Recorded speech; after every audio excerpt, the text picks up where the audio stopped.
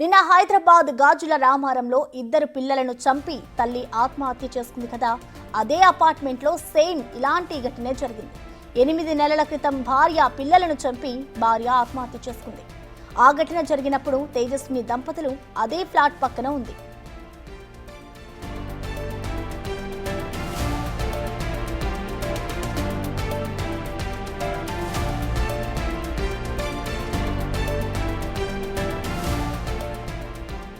ఒకే అపార్ట్మెంట్లో ఒకటే ఏడాది రెండు ఒకే తరహా ఘటనలు. నిన్న హైదరాబాద్ గాజుల రామారంలో ఇద్దరు పిల్లలను చంపి తల్లి ఆత్మహత్య చేసుకున్న ఘటన 8 నెలల క్రితం కూడా సేమ్ అదే సీన్ జరిగింది. ఇటు భార్య పిల్లలను చంపి ఆ తర్వాత భార్య ఆత్మహత్య చేసుకుంది. ఈ ఘటన జరిగినప్పుడు కూడా ఇటు నిన్న ఏదైతే ఘటన చోటు చేసుకుందో తేజస్విని దంపతులు కూడా అదే ఫ్లాట్ పక్కన ఉన్నారు.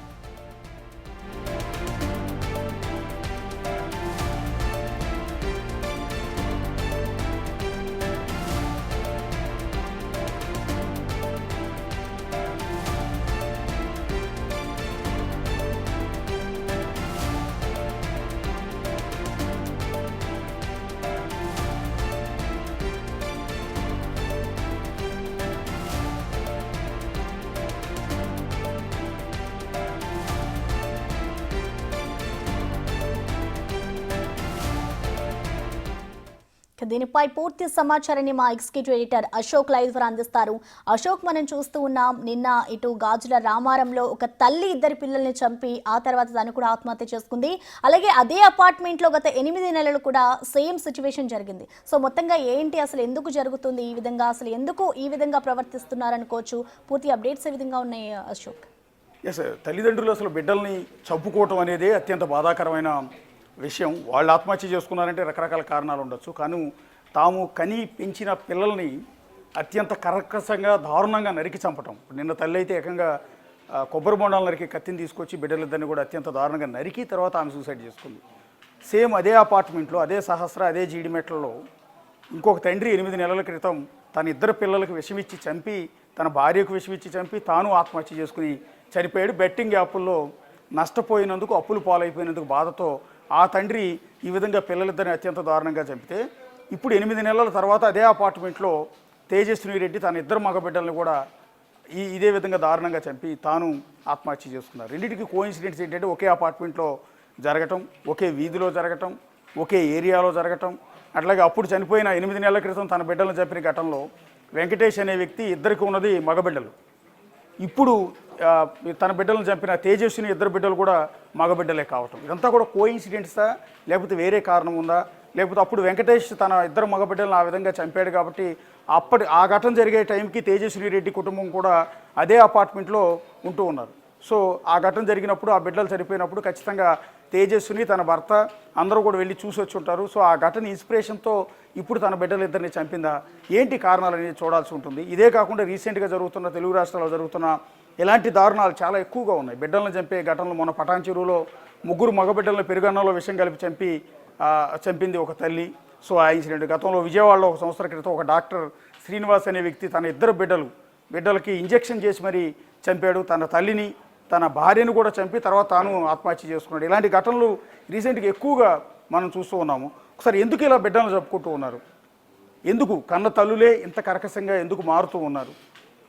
వీటి గురించి మనం డిస్కస్ చేద్దాం. ప్రముఖ సైక్రియాటిస్ట్ సాహితీ గారు మనతో పాటు జాయిన్ అవుతున్నారు. సాహితీ గారు నమస్తే అండి.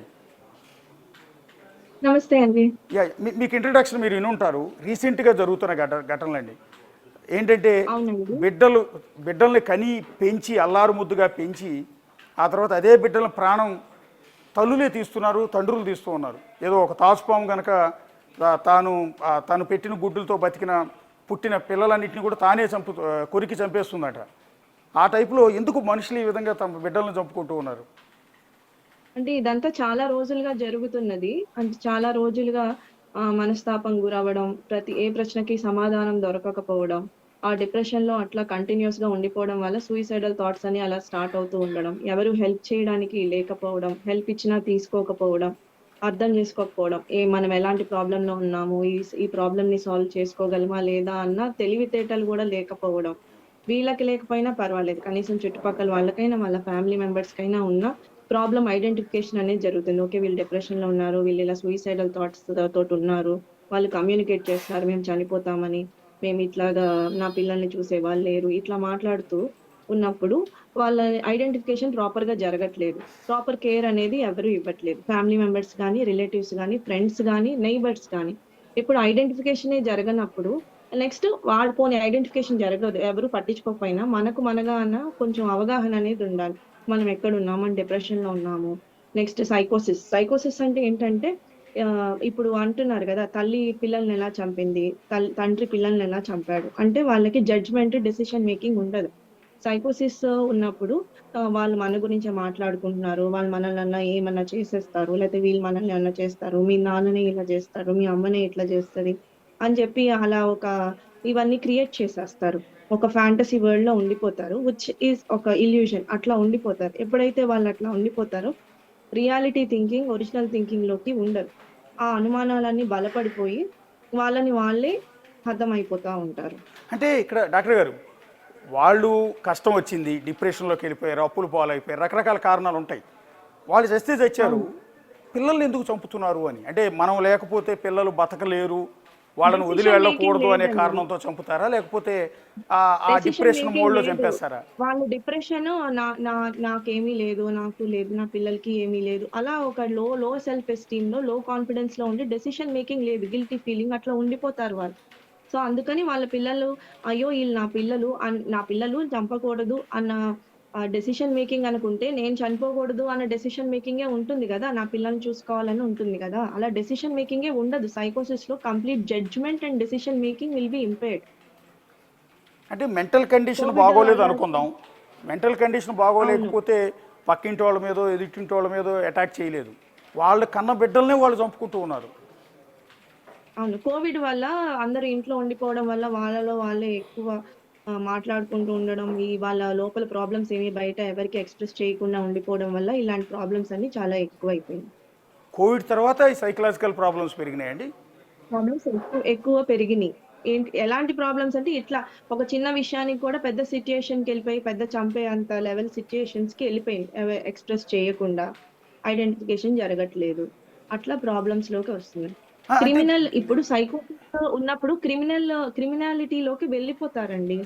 ఇప్పుడు ఎక్స్ట్రా మెరిటల్ అఫైర్ ఉంది వైఫ్ కి, ఎక్స్ట్రా మెరిటల్ అఫైర్ ఉంటే వైఫ్ ని చంపేద్దాం అనుకోవడం, లేకపోతే అతన్ని చంపేయడం, ఇట్లా క్రిమినల్ మెంటాలిటీలోకి వెళ్ళిపోతారు. ఈ సైకోసిస్ సస్పిషన్ ఉన్నప్పుడు, వాళ్ళకి ఎఫ్ఐఆర్ ఉంది అన్న అనుమానం ఉన్నప్పుడు ఆ నెక్స్ట్ లెవెల్స్ కి వెళ్ళిపోతారు. ఎప్పుడు మనం ట్రీట్మెంట్ చేయకుండా, అది కట్ డౌన్ చేయకుండా, వాళ్ళకి కౌన్సిల్ చేయకుండా ఉంటే నెక్స్ట్ లెవెల్ కి అట్లా వెళ్ళిపోతారు. నేను పాయింట్ అది కాదండి డాక్టర్ గారు, అంటే నేను అనే పాయింట్ ఏంటంటే, సరే అండి, నీకు భార్యను చంపాలన్న ఆ కసి కోపం భర్తకు రావచ్చు, భర్తను చంపాలన్న కోపం భార్యకు రావచ్చు, లేకపోతే ఇల్లీగల్ యాక్టివిటీస్లో భాగంగా వదిలించుకునే క్రమంలో ప్రియుడితో కలిసి భర్తను చంపడం, లేదా ప్రియురాలతో కలిసి భార్యను చంపడం, ఇవన్నీ ఓకే. నేను అనేది వీళ్ళు చావనివ్వండి, ఇబ్బంది లేదు. కానీ పసిపిల్లల్ని ఎందుకు తమతో పాటు తీసుకెళ్ళిపోవాలనుకుంటున్నారు? క్రిమినల్ మెంటాలిటీస్ వస్తాయి. అందుకని మన భేదా తెలియట్లేదు, పిల్లలని పెద్దలని భేదా తెలియట్లేదు అని చెప్తున్నానండి. ఓకే, క్రిమినల్ గా తయారవుతారు. అంటే క్రిమినల్ మెంటాలిటీ వచ్చింది, అది ఎదుటి వ్యక్తులు, కనిపించిన వ్యక్తులు ఎవరి మీద అటాక్ చేయట్లేదుగా, కడుపును పుట్టిన బిడ్డల మీద, మన అనుకున్న బిడ్డల మీద మాత్రమే దాడులు చేస్తున్నారు. జడ్జ్మెంట్ పోయింది కాబట్టి. ఓకే,